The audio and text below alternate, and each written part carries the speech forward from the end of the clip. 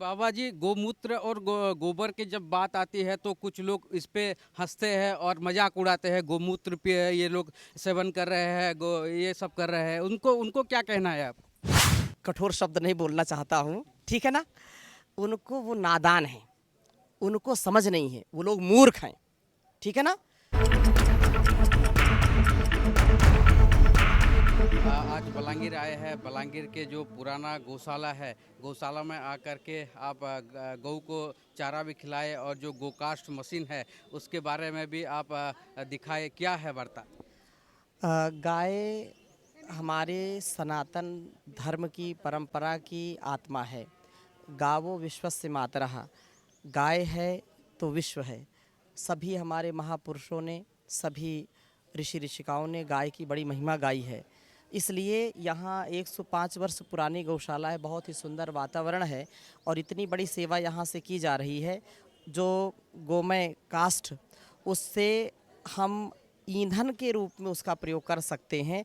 जो जंगलों की कटाई है, वृक्षों की कटाई है, उससे हम जल और जंगल दोनों बचा सकते हैं, क्योंकि जंगल नहीं बचेगा तो जल भी नहीं रहेगा और फिर बड़ी हानि होगी। लेकिन गौ की सेवा करने से, गोमय समिधा का प्रयोग करने से, अंत्येष्टि में भी कुंटलों लकड़ी लगती है, तो इस गोमय काष्ठ का प्रयोग कर सकते हैं, ईंधन के रूप में इसका प्रयोग कर सकते हैं।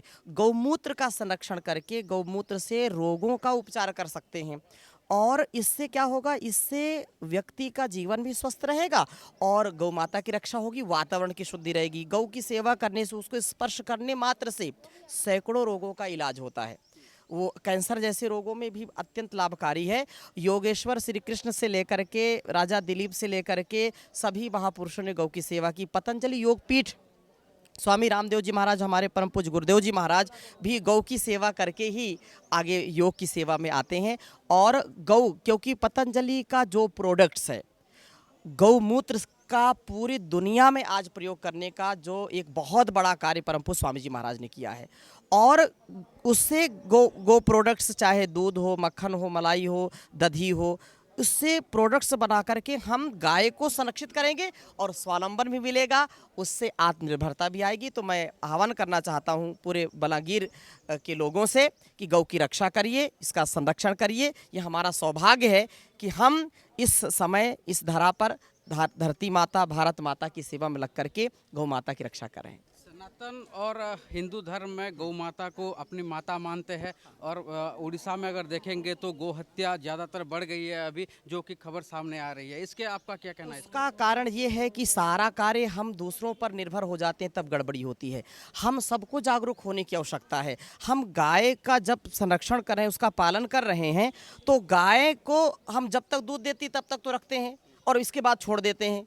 वो भटकती रहती है, पॉलीथीन खाती, कचरा खाती है और फिर उसको कहीं कहीं बेच देते हैं, कसाई के पास हाथ जाती है और उसको काटते हैं।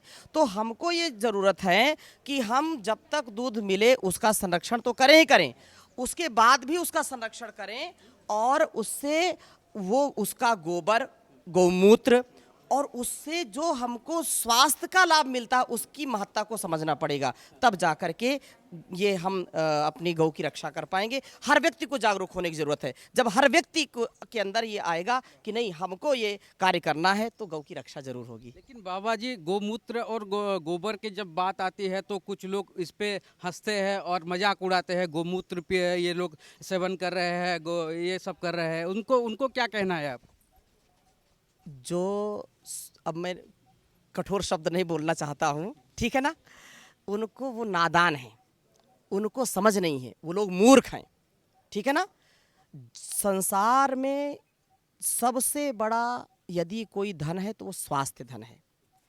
और गौ माता के जो है शरीर से लेकर के पंचगव्य मैंने बताया, चाहे दूध हो, दही हो, घृत हो, मक्खन हो, नवनीत हो, गोमूत्र हो, गोबर हो, सब हमारे कल्याण के लिए है।